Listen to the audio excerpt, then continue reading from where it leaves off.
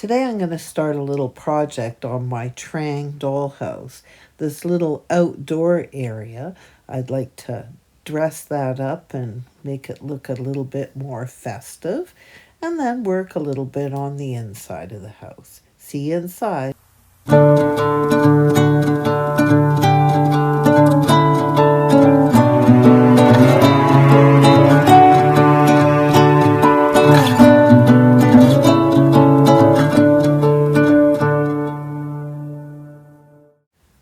So today I went to a scrapbook store and picked up some scrapbooking paper. And here's some of the papers that I got. So I really like this. I think it looks very Victorian. And I just thought it was very pretty. And it's quite a bit cheaper to buy scrapbooking paper than it is to buy dollhouse wallpaper. Now, some of you might think this is quite garish. I love it.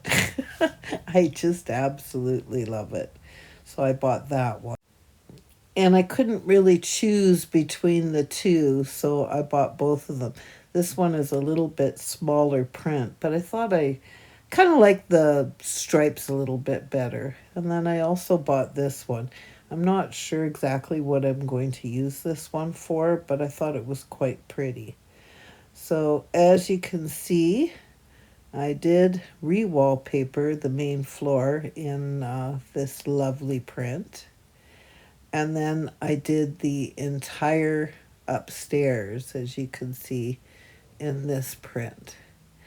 Now, the only thing that I really don't like much about this Triang house is I really wish I had two separate rooms on the top floor.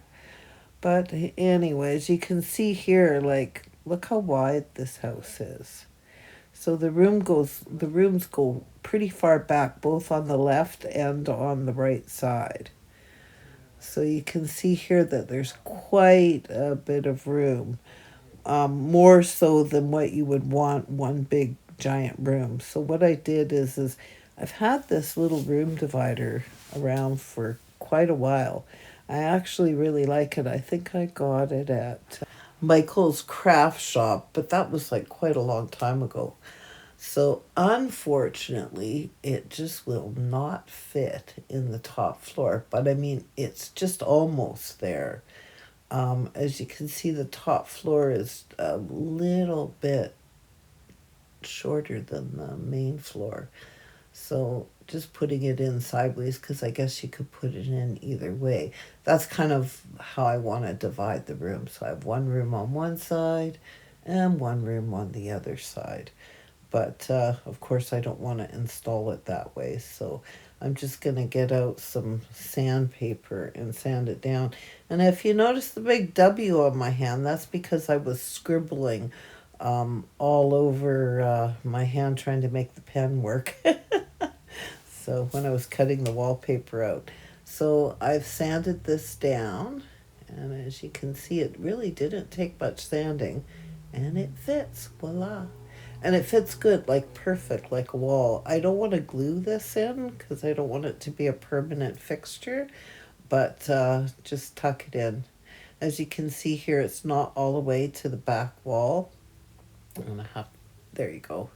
Yeah, now I've got it pulled right back against the wall. And that'll make it nice so I can make one room on the left and one room on the right. Now, I have actually used rubbing alcohol or isopropyl alcohol to wash the exterior of this house, but it's stained and there's not really much I can do about it. So I'm just going to leave it as is. I'm not going to go ahead and paint it. So here's a little plastic pail that I had, and I just repainted it with some metallic paint.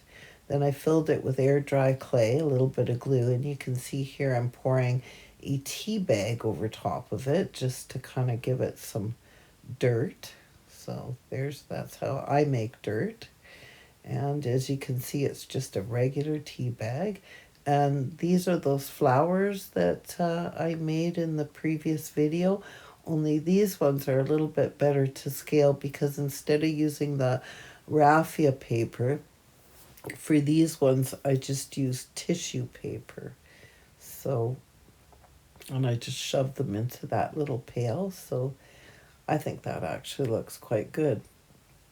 So I've got out my trusty museum wax, and this is a must have if you're doing miniatures. It's just the best thing because it just holds everything in place. I'm sure all of you that own doll houses will agree that there's nothing worse than moving your dollhouse from one table to another and everything all falling over, and museum wax prevents that from happening. As you see here, here's all of the flowers that I've made in previous videos. The red flowers being the ones that I made out of beet seeds. And I'm just grabbing some chairs. So I have 4 of these chairs. And I just think they're beautiful. Wire wicker furniture. I've seen videos on YouTube where people have entire houses with only this type of furniture in it. So I am just really tickled to have it. The only thing that I didn't like about it is I found that the chairs themselves were a little tall. So you can see here the one in the middle. It almost looks like a bar stool, and I don't know, it bothered me. So I cut the legs down and made it shorter. I just like kind of snipped off about this much off of the end of each one of the legs, and I don't know, they just look a little bit more in proportion now. I guess I shouldn't have done that to a vintage piece, but you know what? I probably wouldn't have used them otherwise. So, and you can see here I'm just kind of tucking them into my outdoor area. I have another lawn chair that I'm halfway finished weaving, but I haven't put legs on it. So I'll probably add that in as well. But there you go. I think that looks like a cool little cozy place to sit and relax. Yeah, I would like to have an outdoor area like that at my home. Yeah, so with all the plants in it, I think it looks quite nice.